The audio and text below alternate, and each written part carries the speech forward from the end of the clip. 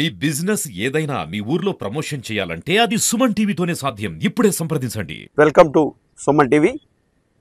ఇప్పుడు మనం నేషనల్ మీడియాలో కానీ సోషల్ మీడియాలో కానీ ఫేస్బుక్లో కానీ ఎక్కడ చూసినా కూడా మనకి వినపడే పేరు ఒకటే, గొంగడి త్రిష.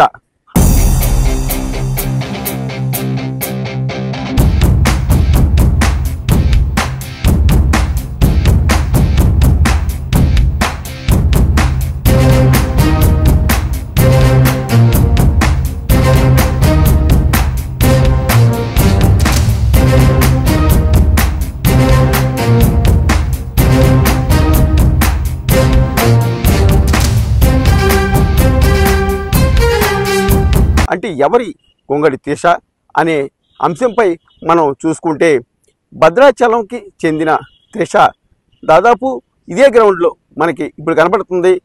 భద్రాచలం ఈ మనం చూస్తున్న ప్రభుత్వ జూనియర్ కళాశాల నందు ఇక్కడే చిన్నప్పటి నుంచి కూడా త్రిష ఇక్కడ క్రికెట్ ఆడడం జరిగింది. వారి తండ్రి రామిరెడ్డి గారు ఎంతో ఇంట్రెస్ట్గా ఆ అమ్మాయిని ఇక్కడ క్రికెట్ ప్లేయర్ చేయాలని ఆయన ఈ సాధన చేపించడం జరిగింది. అలాగే ఇప్పుడు వరల్డ్ కప్లో ఆమె దాదాపు 53 బంతుల్లో సెంచరీ చేయడం జరిగింది. ఎప్పుడు కూడా ఎప్పుడు లేని విధంగా అమ్మాయి సెంచరీ చేయడంతో అది రికార్డు అయ్యింది. అయితే ఇప్పుడు త్రిష ఈ గ్రౌండ్లోనే ఆడింది. అయితే భద్రాచలంలో దాదాపు 29 సంవత్సరాలుగా నెహ్రూ కప్ని నిర్వహించిన ఫౌండర్ ఎవరైతే తోటమల్ల బాలయోగి మన దగ్గర ఉన్నారు, క్రికెట్ అభిమాని. అలాగే 29 సంవత్సరాల నుంచి కూడా ఇక్కడ టోర్నమెంటు నిర్వహిస్తూ ఇలాంటి ప్లేయర్స్ని వయసులో కూడా ముందుకి ఇక్కడి నుంచి వెళ్ళే విధంగా కూడా ఆయన కృషి చేస్తున్నారు. బాలయ్య గారు చెప్పండి, ఇప్పుడు త్రిష దాదాపు సెంచరీ చేసింది, రికార్డు సోషల్ మీడియా కానీ నేషనల్ మీడియాలో కానీ మనం చూస్తున్నాం. ఏమంటారు మీరు? గొంగడి త్రిష భద్రాచలం పట్టణానికి చెందినటువంటి యువతి. కేవలం 4 సంవత్సరాల ప్రాయంలోనే వారి నాన్నగారు మరి జిమ్ము రామిరెడ్డిగా పేరుగాంచినటువంటి భద్రాచలం పట్టణానికి చెందినటువంటి జిమ్ము నిర్వాహకులు ఆ పాపని చిన్నప్పటి నుంచి కూడా ఇదే మైదానంలో, భద్రాచలం ప్రభుత్వ జూనియర్ కళాశాల క్రీడా మైదానంలో క్రికెట్ను మరి నేర్పిస్తూ ఇక్కడ ఉన్నటువంటి కోచ్ల సహకారంతో ఆ యువతిని మరి చాలా కాలంగా మరి క్రికెట్ పైన అభిమానంతో వారి నాన్నగారు మరి ఆ అమ్మాయికి తర్ఫీదిప్పించి ఆ అమ్మాయి కోసం కేవలం క్రికెట్లో ఆ అమ్మాయిని రాణించాలనేటువంటి సదాశయంతో ఈ పట్టణాన్ని, భద్రాచలం పుణ్యక్షేత్రాన్ని విడిచిపెట్టి హైదరాబాద్కి వెళ్ళినటువంటి కుటుంబం జిమ్ రామిరెడ్డి గారి కుటుంబం.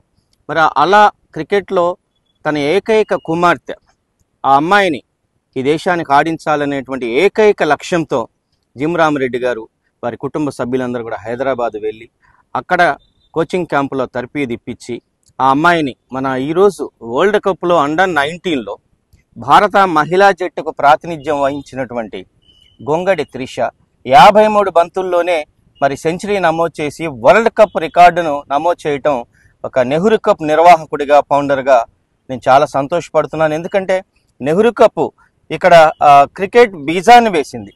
మార్మూల్ ఏజెన్సీ ప్రాంతం భద్రాచలం పుణ్యక్షేత్రం, రాముడు నడియాడినటువంటి ఈ నేలలో మరి ఇక్కడ మేము నెహ్రూ కప్ పేరు మీదుగా మరి క్రికెట్ పోటీలు పెట్టడం, ఈ క్రికెట్లో అటువంటి యువతి మరి అమ్మాయి అయినప్పటికీ కూడా అబ్బాయిల్లాగా మరి క్రికెట్లో ఈ నెహ్రూ కప్ క్రికెట్ అనేటువంటిది ఒక బీజం వేయటం, ఇలాంటి యువతకు వారు క్రీడల్లో రాణించి క్రికెట్లో మరి ఈరోజు వరల్డ్ కప్లో భద్రాచలం పేరు ప్రతిష్టలు ఇనుమడింపే విధంగా చేయటం అనేటువంటిది ఒక నెహ్రూ కప్ నిర్వాహకుడిగా చాలా సంతోషపడుతూ ఉన్నాను. అదేవిధంగా మరి ఇంకా అనేక మంది మరి ఈరోజు సెంచరీ చేయడంతో ఈరోజు జరిగే కార్యక్రమం ఏంటి అసలు? ఈరోజు సెంచరీ చేయటం మేమందరం కూడా క్రికెట్ నిర్వాహకులుగా, క్రీడాకారులుగా మేమంతా చాలా సంతోషపడుతున్నాం. మరి మన భద్రాచలం పేరు ప్రఖ్యాతలను అమ్మాయి మరి దేశ స్థాయిలో, ప్రపంచ స్థాయిలో చాటడం చాలా సంతోషంగా ఉంది. గొంగడి త్రిష మనందరికీ తెలిసిన పేరే.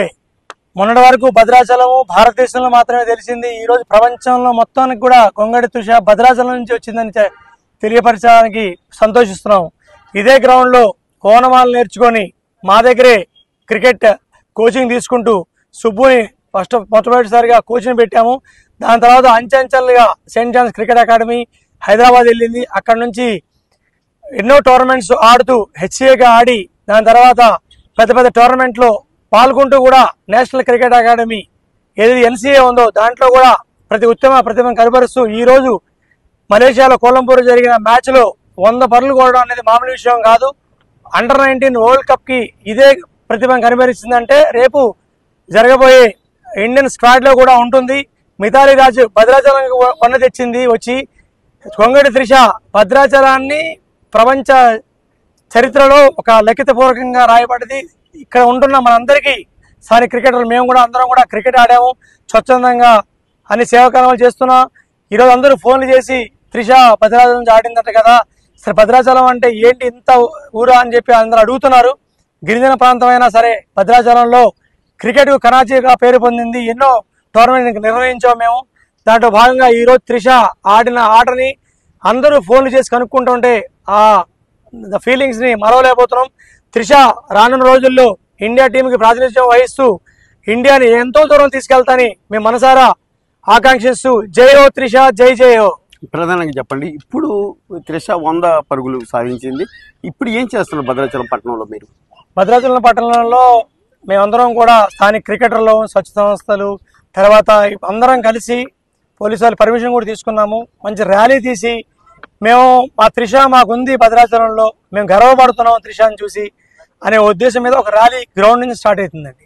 భారత టీంలో ఆడుతున్న త్రిష ఇప్పుడు దాదాపు ప్రపంచ కప్పు లో సెంచరీ చేయడంతో దాదాపు ప్రపంచాన్ని మొత్తానికి కూడా తెలిసింది. భద్రాచలం ఎక్కడో మారుమూల ప్రదేశం నుంచి ఆ అమ్మాయి త్రిష ఇప్పుడు ప్రపంచ కప్పులో సెంచరీ చేయడంతో సోషల్ మీడియాలో కానీ అలాగే నేషనల్ మీడియాలో కానీ ఆ అమ్మాయి ఇప్పుడు కనిపిస్తుందంటే భద్రాచలానికి ఎంతో అదృష్టంగా భావిస్తున్నారు ఇక్కడున్న క్రికెట్ అభిమానులు కానీ, భద్రాచలం ప్రముఖులు కానీ, అధికారులు కానీ అందరూ కూడా ఇక్కడ దాదాపు ర్యాలీ చేసి వాళ్ళ యొక్క ఉత్సాహాన్ని పంచుకుంటున్నారు. వీడియో జర్నలిస్టు బాలసూర్యతో నాగరాజు వంటివి భద్రాచలం గ్రౌండ్ నుంచి.